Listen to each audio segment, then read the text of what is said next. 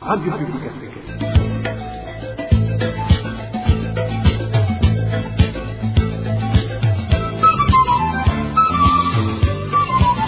Radio Publique Africaine.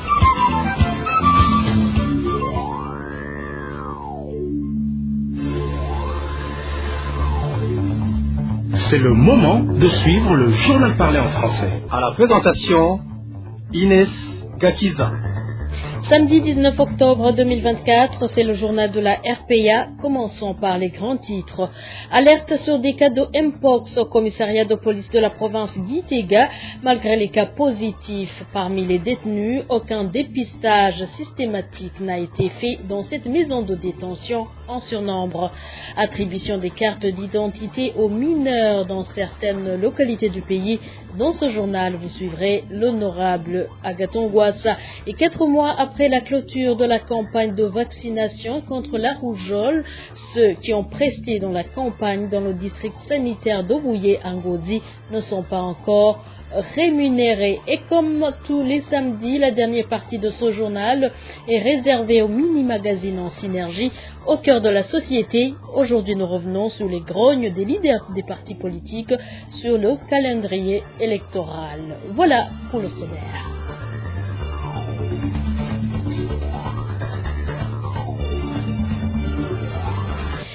Encore une fois, bienvenue. Commençons par la page sécurité. Une personne a été blessée, tirée dessus hier soir par un policier au chef-lieu de la commune Buganda, province Cibitoke. Les informations en provenance de Buganda indiquent que le policier était ivre. Les habitants de Buganda demandent que ce policier soit puni conformément à la loi. Le point avec Emmanuel Daishimiye. La personne qui a été tirée dessous était un homme du nom de Gédéon Zitonda. Les informations en provenance de Buganda indiquent que c'était au-delà de 21h de ce vendredi lorsqu'un policier ivre en tenue policière et armé est entré dans un cabaret situé à Gasenyi au chef-lieu de la commune Buganda. Selon toujours ces informations, le policier ivre a commencé à perturber les gens sur place. Une des personnes qui se trouvait dans un cabaret s'est adressée au policier, lui demanda son poste d'attache. Immédiatement, précise des témoins oculaires, le policier a tiré des coups sur la personne Gédéon Zitonda. Les balles l'ont blessé à la gorge. Les habitants de la commune Buganda ont vite désarmé ce policier ivre pour limiter les dégâts. Les habitants de la commune Buganda condamnent l'attitude de certains policiers qui fréquentent les bistrots en tenue de fonction et armés. Cette population déplore que les agents de l'ordre soient devenus les fauteurs de troubles et demande que ce policier et d'autres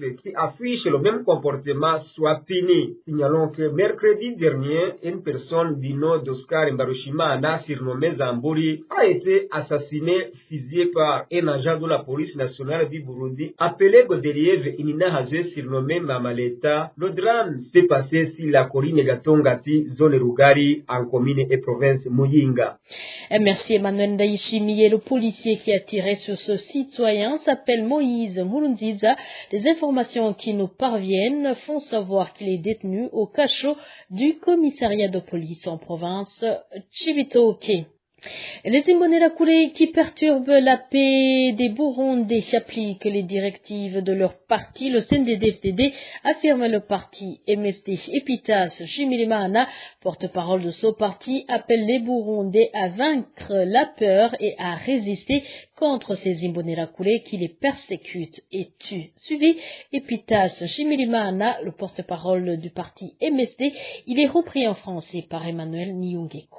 kuva umugambo CNDD-FDD ushikira ubutegetsi hashobora kuba habaye agahengwe gusa k'umwaka umwe abarundi basa amahoro. Depuis l'arrivée au pouvoir du CNDD-FDD, les Burundais n'ont eu qu'une année de tranquillité. Depuis 2006, les Burundais sont assassinés, persécutés par des Imbonerakure. Les Imbonerakure ont été armés. Ils remplacent les militaires, les policiers, les administratifs à différents échelons. Et ils ne sont jamais punis pour les crimes qu'ils commettent. Ce qui arrive aux habitants de Malanvia n'est pas du tout nouveau. Ça date de l'arrivée au pouvoir du parti CNDD-FDD. malades et ce n'est pas un cas isolé. C'est ainsi dans toutes les provinces. Seulement, dans la plupart des localités, les Burundais n'osent pas le dénoncer car ils sont terrorisés.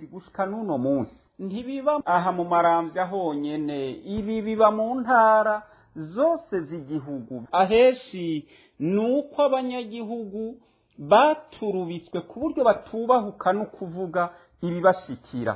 Ico rero dusaba abanyagihugu bandi canke abandi barundi bari mu yindi migambo. Nous demandons aux Burundais affiliés des autres partis politiques de s'unir pour agir ensemble et résister à ces Imbonerakure. La milice Imbonerakure est manipulée par le CNDD-FDD pour persécuter la population. Si donc la situation reste ainsi, ces Imbonerakure finiront par commettre le pire, tuer des Burundais en masse. Nous approchons les simulacres d'élection. Ce sont ces Imbonerakure qui persécuteront la population pour le compte du CNDD-FDD pour qu'il reste au pouvoir. C'est pour cela que nous disons aux Burundais qu'il est plus qu'urgent de se mettre ensemble et lutter contre cette milice.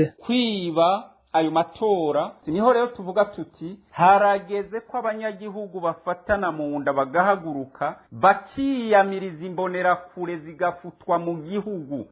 L'intervention du porte-parole du MSD vient après que les habitants de la colline Maramvya 13 ont demandé que les Imbonerakure de la localité soient redressés. Ils leur ont imposé un couvre-feu. Le soir, personne n'est autorisé de circuler. Et parlons santé à présent, alerte sur des cas de Mpox au commissariat de police de Gitega. Des sources du commissariat révèlent des cas positifs parmi les détenus. Malheureusement, aucune attention n'est accordée à cette situation sanitaire aggravée par le surnombre des détenus. Emmanuel Niyungeko. Le cachot du commissariat de la province de Gitega compte aujourd'hui plus de 100 détenus, alors que sa capacité est de 30 personnes. Cette surpopulation extrême contraint les prisonniers à dormir par rotation, certains restant debout pendant que d'autres se reposent dans un espace exigu. Ceux qui dorment sont obligés de dormir sur le côté pour gérer le petit espace qu'ils ont. Ce cachot est aussi très sale. Les détenus ne se lavent pas et cohabitent avec poux et punaises. Dans ces conditions de vie précaires, les détenus sont attaqués par différentes maladies. Actuellement, presque tous présentent des éruptions cutanées, mais l'accès aux soins de santé n'est pas garanti. Certains de ces détenus qui ont eu la chance d'être dépistés sont positifs à la variole du singe. Ils sont sous traitement dans des structures sanitaires de la province. Malgré la rapide propagation de la maladie, aucun dépistage systématique n'a été fait afin de traiter tous les cas positifs et protéger ceux qui ne sont pas malades. Les familles ayant les leurs dans ce cachot alertent sur cette situation. Elles sont préoccupées car non seulement certains détenus risquent d'accéder aux soins tardivement, mais aussi d'autres pourraient être libérés alors qu'ils sont déjà contaminés et vont propager la maladie dans leur localité d'origine. La province Gitega connaît plusieurs cas de variole du singe. Dans nos éditions de ce dimanche, nous vous parlerons de la situation à l'hôpital régional de Gitega.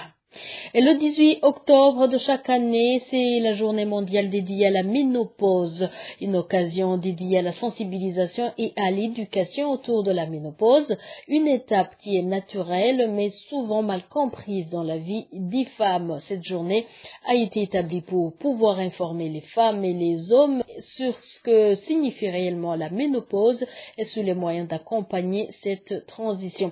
À cette occasion, la rédaction de la RPA puis inviter le docteur Kom Konakudze qui va nous expliquer ce que signifie la ménopause chez la femme ainsi que les signes qui montrent qu'elle est dans cette phase. Suivez le docteur Kom Konakudze.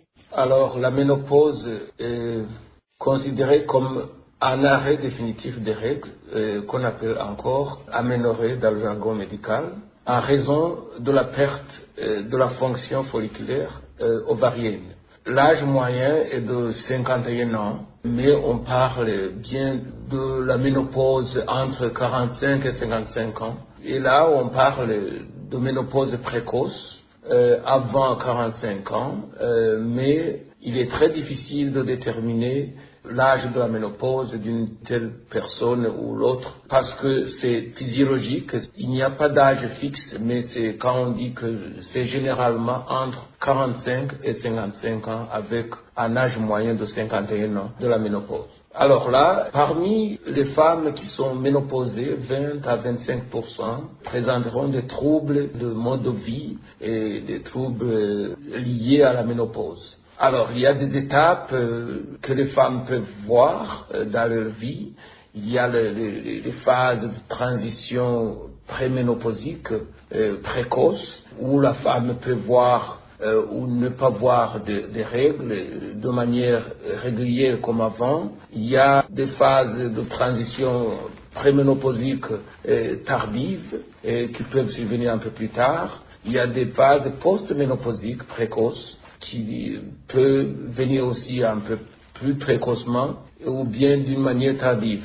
Par exemple, au niveau des manifestations menstruelles, il y aura une phase folliculaire plus courte, c'est-à-dire des cycles menstruels plus courts et irréguliers. Il y a une diminution de la production de la progestérone, diminution de la production des estrogènes, qui sont des hormones ovariennes qui déclenchent ces cycles menstruels. Alors, il y a d'autres manifestations cliniques. Au début, il y a les sensibilités des seins, il y a aussi l'humeur qui est maussade, il y a une aggravation des migraines menstruelles, il y a des bouffées de chaleur, et des signes de vasomoteur, et puis il y a aussi une sudation beaucoup plus nocturne qui se manifeste chez 75 à 85% des femmes. Et quand la femme arrive à cette étape de la ménopause, le docteur Konakudze fait savoir qu'il y a des conséquences chez la santé de la femme, mais qu'il y a des traitements appropriés à la ménopause pouvant l'aider à traverser la phase. Encore une fois, docteur Konakudze. Il y a des frissons, il y a aussi des signes neuropsychologiques, il y a des signes cardiovasculaires, il y a des signes musculo-squeletales. 20% des femmes, vous le savez, vont perdre la densité musculaire. Il y a aussi, beaucoup plus souvent, on observe des difficultés neurologiques comme des difficultés de concentration, des phases dépressives, des manifestations d'anxiété, beaucoup plus souvent la perte de confiance de soi. Alors là, il y a des traitements, bien sûr, de la ménopause, et tout dépend de ces manifestations que je viens de dire, mais généralement, c'est une hormonothérapie qui peut soulager ces souffrances et puis aussi donner une qualité de vie post-ménopausique chez les femmes de moins de 60 ans beaucoup plus souvent, ou bien des femmes qui ont une ménopause qui ne dure de moins de 10 ans. Et c'est beaucoup plus efficace. Sinon, il y a d'autres risques. Si les médecins proposent des hormonothérapies à des femmes d'âge de plus de 60 ans ou d'âge plus avancé. Il y a aussi la prise en charge de l'ostéoporose. L'ostéoporose, c'est une diminution de la densité osseuse. Chez ces femmes, on a observé qu'il y a une densité osseuse diminuée due à la perte de ces hormones.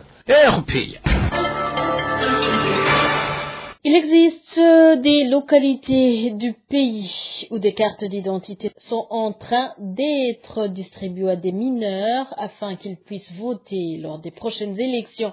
Un fait soulevé ce vendredi par le député Agathon Rwasa lors d'une séance des questions orales avec le ministre de l'Intérieur, de la Sécurité publique et du Développement communautaire. Il présentait le rapport définitif de conformité des activités, des transactions et des informations financières de la commune Rumongue fait par la Cour des comptes. Honorable Rwasa a également déploré le fait que la Cour des comptes a trouvé des situations similaires dans toutes les localités où elle a déjà opéré des enquêtes. Suivez-le. Et si je lis le rapport nous donné, je peux dire que la situation est déplorable et malheureusement, comme l'ont souligné les autres, elle est la même dans toutes les localités du pays où la Cour des comptes a fait des enquêtes. Je voulais faire un clin d'œil. Bientôt, on migre, et déjà on est en retard, on migre vers une nouvelle délimitation, et je me demande comment sera la situation avec les nouvelles communes agrandies. Autre chose, si on se réfère à l'événement qui nous préoccupe tous, à savoir les élections, je ne sais pas si vous l'avez encore entendu, il y a des localités où des cartes d'identité sont en train d'être distribuées aux mineurs. La loi burundaise précise bien que toute personne âgée de 16 ans peut obtenir une carte d'identité. La donner donc à une personne qui est en dessous de 16 ans, je crois que c'est inquiétant. Répondant à cette intervention du député Agathon Rwasa, Martin Niteretse, le ministre de l'Intérieur, de la Sécurité publique et du Développement communautaire, a promis de suivre de près cette distribution des cartes d'identité qu'il a lui-même jugée illégale. Il y a une intervention donnée par le député Agathon Rwasa qui était comme un clin d'œil. Il a dit qu'il n'y a rien de positif dans le rapport de la Cour des comptes. Je voulais donc signaler que de telles institutions de contrôle ou d'audit fonctionnent ainsi. Au fait, ces institutions parlent des lacunes dans leur rapport. Il est également revenu sur la distribution des cartes d'identité et je voulais dire que les distributions se font en bonne et due forme comme elles l'ont été il y a 5 ou 10 ans. Mais il a parlé d'une situation inquiétante qui concerne la distribution des cartes d'identité aux mineurs. Ce sont des irrégularités à réprimer et d'ailleurs je voudrais lui demander qu'il nous donne des précisions sur les localités concernées et on va suivre de près cette situation car c'est illégal. D'ailleurs, il y a même des sanctions infligées à ceux qui faussent des données de l'état civil. Je pense que ceux qui le font ont des agendas cachés. Et je vous l'avais dit au début du journal, les agents qui ont participé à la campagne de vaccination contre la rougeole dans le district sanitaire de Bouillé en province Ngozi réclament leur rémunération 4 mois après la fin de la dite campagne. Ces agents demandent aux responsables du district Bouillé de les rétablir dans leurs droits. Innocent Valentin, Singirangabo. Cette campagne de vaccination contre la rougeole s'est déroulée du 13 au 17 juin 2024 dans tout le pays, alors que la vaccination a été effectuée pendant 5 jours dans plusieurs districts sanitaires du pays. Dans le district de Bouillé, en province Ngozi, la vaccination a pris 7 jours. Les 5 premiers jours, tous les agents, que ce soit les vaccinateurs, les pointeurs, les crieurs et les donneurs des gouttes, devraient avoir un per diem de 20 000 francs burundais par jour chacun. Durant les 2 jours supplémentaires, 15 000 francs par jour chacun, plus 35 000 francs de per diem du jour de formation. Ces agents qui ont participé à cette campagne de vaccination contre la rougeole dans le district sanitaire Bouillé en province Ngozi disent ne pas comprendre pourquoi ils sont les seuls à ne pas avoir été encore rémunérés alors que les autres districts sont réguliers. Seuls nous n'avons pas encore perçu notre rémunération. C'est incompréhensible car les agents des autres districts ont été payés. Malheureusement, ici chez nous, depuis le mois de juin, nous n'avons rien reçu. Nous demandons aux responsables du district de nous régulariser en nous accordant notre argent. Nous avons débuté la campagne ayant déjà des dettes un peu partout, croyant qu'on les remboursera après la campagne. Quand ces agents réclament leur rémunération auprès des titulaires des centres de santé où ils ont été pointés, ils leur répondent d'attendre, affirmant que l'argent n'est pas encore disponible. Nous ne savons pas comment notre dossier sera résolu. Si nous réclamons, on nous dit de patienter encore. Lorsqu'on se confie au titulaire du centre de santé où nous étions, il nous dit que l'argent n'est pas encore disponible. À ce propos, nous n'avons pas encore pu joindre le directeur du district sanitaire de Bouillé en province Ngozi, ni le ministère de la Santé. Et donc, rendons-nous à Makamba, où les cultivateurs du secteur Mugina, zone Guitara en commune Mavanda, déplorent que même s'ils parviennent à avoir des jetons, ils ne reçoivent pas de fertilisants. Les premiers services sont les commerçants qui n'hésitent pas à intéresser les agents qui donnent les jetons. Ces commerçants achètent plusieurs quantités et vendent une bonne partie en Tanzanie. L'édité avec Clovis Nyonzima. En faisant recours au pot de vin et de beaucoup d'argent, ces commerçants parviennent à avoir en premier beaucoup de jetons qui correspondent à de nombreux sacs d'engrais, selon notre source à Mugina. Quand l'engrais devient disponible, alors ce sont ces mêmes commerçants qui sont servis en premier et prennent beaucoup plus de sacs. Les véritables agriculteurs, eux, ne peuvent plus avoir accès à cet engrais dont la totalité est partagée par ces commerçants. Ce qui afflige ces agriculteurs est que cet engrais est vendu en Tanzanie, poursuit notre source. Vous savez qu'on a commencé à payer l'engrais par sort de lundi. Merci, le stock de 30 tonnes était déjà vide. Cet engrais a été chargé dans les probox vers la Tanzanie. En plus des probox, les motos sont ceux qui ont attiré le transport toute la journée. Ces commerçants se font beaucoup de bénéfices quand ils vendent cet engrais en Tanzanie, explique notre source. Le sac de l'iré coûte 66 000 francs. Arrivé en Tanzanie, le sac coûte 100 000 shillings tanzaniens et d'autres personnes parlent de 65 000 shillings tanzaniens. 100 shillings tanzaniens égale 265 francs. Ici, vous comprenez que si réellement le sac coûte 100 000, alors c'est 265 000 francs par sac. Si on se pose alors, tant comme ça, fait une transaction de 50 sacs par jour, c'est un gros bénéfice qu'il encaisse. Ce qui chagrine ces agriculteurs du secteur Mugina, c'est que tout cela se passe au vu et aussi des autorités locales, tout en indiquant que certains parmi eux sont trempés dans ce commerce illégal. Ils demandent à l'administration communale de s'impliquer pour arrêter ce commerce, ce qui permettra d'ailleurs aux agriculteurs d'avoir de l'engrais nécessaire pour leurs champs. Et sport, avant d'entamer la deuxième partie de ce journal, troisième victoire de l'équipe burundaise de basketball Urunani dans la compétition en cours de Road to Ball. Ce vendredi, Urunani a battu l'équipe du Kenya avec un score de 89-88.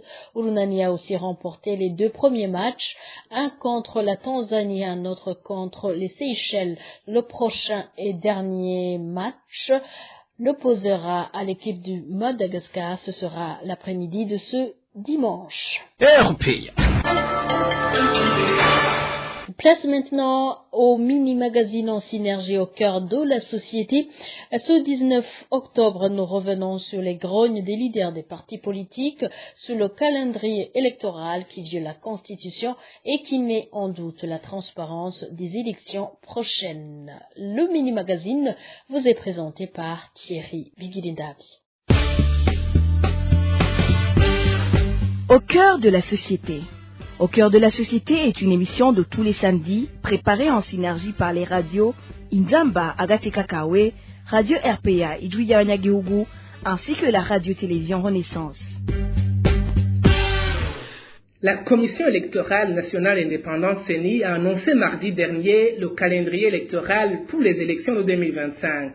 Ainsi, les élections législatives et communales vont se dérouler le 5 juin, les sénatoriales le 23 juillet et celle des chefs de colline le 25 août. L'enrôlement des électeurs est prévu du 22 au 31 octobre 2024. Cette annonce n'a pas plu cependant aux leaders des partis de l'opposition qui accusent la CENI de violer la Constitution et d'annoncer un calendrier qui met en cause la transparence. C'est ce que nous allons développer dans ce magazine au cœur de la société que vous présente Thierry Bigilindavi. Bienvenue.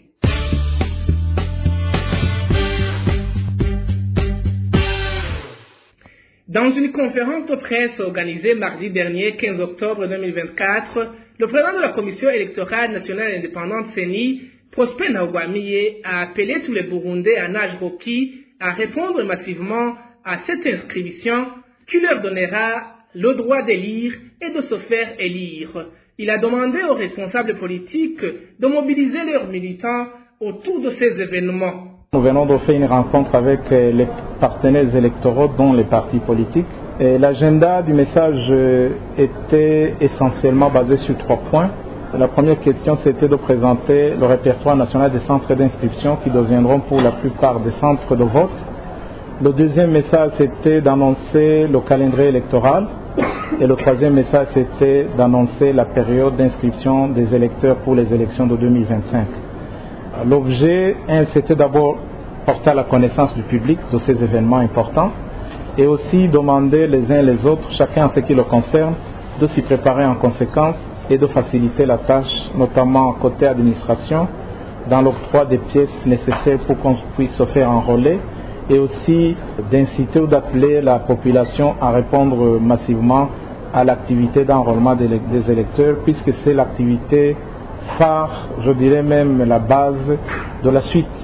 Celui qui ne va pas se faire enrôler ne pourra pas être électeur et par conséquent ne pourra même pas être candidat en compétition, puisque le point de départ, il faut d'abord avoir la qualité d'électeur. Pour être électeur, il faut s'enregistrer. Donc il était question de porter à la connaissance du public de ces événements pour que les gens se préparent en conséquence. Tel que le calendrier est annoncé, un homme averti en vaut deux. Les gens vont essayer de se conformer au calendrier et comme vous l'avez aussi constaté, ça fait partie de la compétition. Ce sont des citoyens burundais.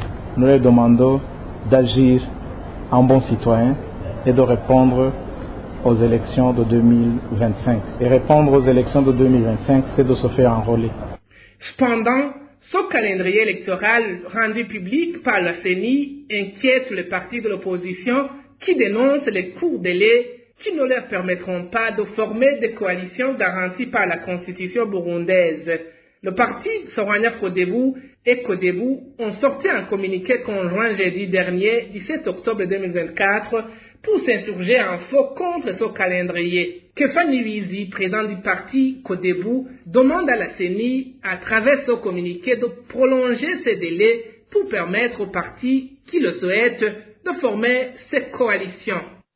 On se souvient, on rappelle que le code électoral prévoit que les partis politiques peuvent se constituer en coalition des partis politiques et ces dernières peuvent être formées dès qu'il y ait la convocation des électeurs.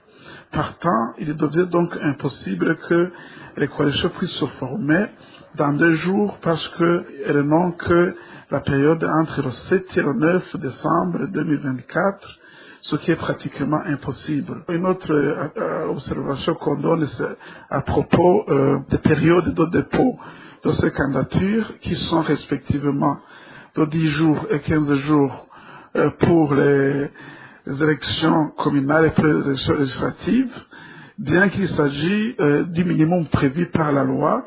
Et ces périodes restent toujours irréalistes. C'est pour cette raison que nous proposons et qu'il faut encore majorer de 7 jours afin que les candidats puissent chercher librement les documents nécessaires.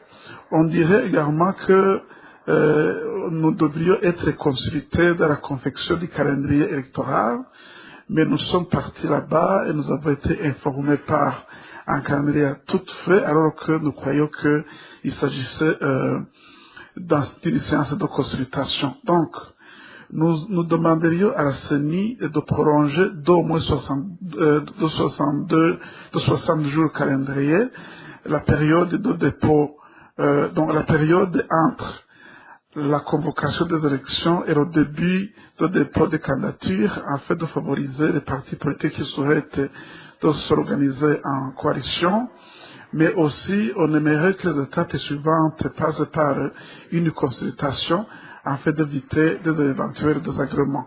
C'est aussi le parti CNL d'Agathon Rwasa qui dénonce le calendrier électoral de la CENI pour les élections de 2025, pointant du doigt un favoritisme dans la sélection des agents recenseurs, principalement issus du parti au pouvoir. Le CNL s'inquiète également de la longue période entre le dépôt des listes électorales et le jour du scrutin, ce qui pourrait compromettre la sécurité des candidats. Le parti appelle à une gestion transparente et inclusive du processus électoral. Et c'est sur ces controverses qui déclenchent régulièrement des tensions, notamment entre l'opposition et la Commission électorale nationale indépendante, par l'expérience des scrutins du passé. C'est ici que s'achève le magazine Au cœur de la société. Thierry Bigirindavi était à la présentation. Je vous souhaite de passer un beau week-end. Au revoir, à la prochaine. C'était l'émission Au cœur de la société.